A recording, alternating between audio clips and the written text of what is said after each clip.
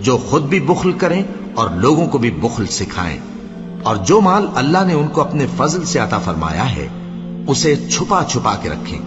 اور ہم نے کافروں کے لیے ذلت کا عذاب تیار کر رکھا ہے۔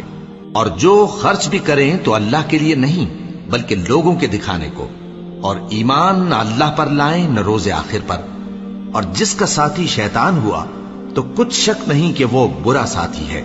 اور اگر یہ لوگ اللہ پر اور روز قیامت پر ایمان لاتے اور جو کچھ اللہ نے ان کو دیا تھا اس میں سے خرچ کرتے تو ان پر کیا مصیبت آ پڑتی، اور اللہ ان کو خوب جانتا ہے۔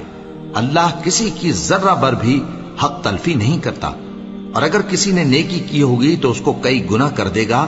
اور اپنے ہاں سے اجر عظیم بخشے گا۔ بھلا اس دن کیا حال ہوگا جب ہم ہر امت میں سے احوال بتانے والے کو بلائیں گے اور تم کو اے نبی صلی اللہ علیہ وآلہ وسلم ان لوگوں کا حال بتانے کو بطور گواہ طلب کریں گے۔ اس روز کافر اور پیغمبر کے نافرمان آرزو کریں گے کہ کاش ان کو دھسا کر زمین برابر کر دی جاتی، اور وہ اللہ سے کوئی بات چھپا نہیں سکیں گے۔ مومنو، جب تم نشے کی حالت میں ہو تو جب تک ان الفاظ کو جو منہ سے کہو سمجھنے نہ لگو نماز کے پاس نہ جاؤ، اور جنابت کی حالت میں بھی نماز کے پاس نہ جاؤ یہاں تک کہ غسل کر لو۔ ہاں،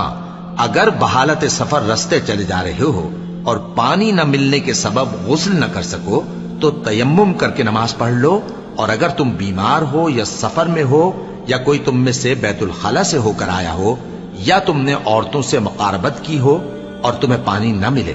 تو پاک مٹی لو اور منہ اور ہاتھوں کا مسح کر کے تیمم کر لو، بے شک اللہ معاف کرنے والا ہے، بخشنے والا ہے۔ بھلا تم نے ان لوگوں کو نہیں دیکھا جن کو کتاب سے حصہ دیا گیا تھا کہ وہ گمراہی کو خریدتے ہیں اور چاہتے ہیں کہ تم بھی رستے سے بھٹک جاؤ، اور اللہ تمہارے دشمنوں سے خوب واقف ہے، اور اللہ ہی کافی کارساز ہے اور اللہ ہی کافی مددگار ہے۔ اور یہ جو یہودی ہیں ان میں کچھ لوگ ایسے بھی ہیں کہ کتاب اللہ کے کلمات کو ان کے مقامات سے ہٹا دیتی ہیں اور کہتے ہیں کہ ہم نے سن لیا اور نہیں مانا،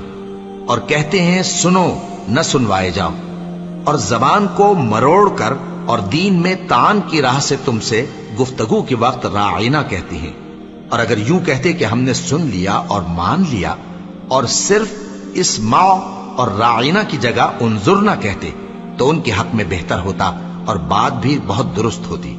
لیکن اللہ نے ان کے کفر کے سبب ان پر لعنت کر رکھی ہے تو یہ کچھ تھوڑے ہی ایمان لاتی ہیں۔ اے کتاب والو،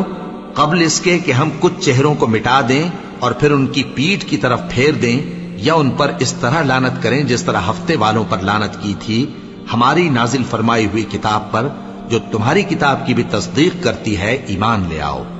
اور اللہ نے جو حکم فرمایا سو سمجھ لو کہ ہو چکا۔ اللہ اس گناہ کو نہیں بخشے گا کہ کسی کو اس کا شریک بنایا جائے، اور اس کے سوا اور گناہ جس کو چاہے معاف کر دے، اور جس نے اللہ کا شریک مقرر کیا اس نے بڑا بہتان باندھا۔ کیا تم نے ان لوگوں کو نہیں دیکھا جو اپنے آپ کو پاکیزہ کہتے ہیں؟ نہیں، بلکہ اللہ ہی جس کو چاہتا ہے پاکیزہ کرتا ہے، اور ان پر دھاگے برابر بھی ظلم نہیں ہوگا۔ دیکھو یہ اللہ پر کیسا جھوٹ طوفان باندھتے ہیں، اور یہی کھلا گناہ کافی ہے۔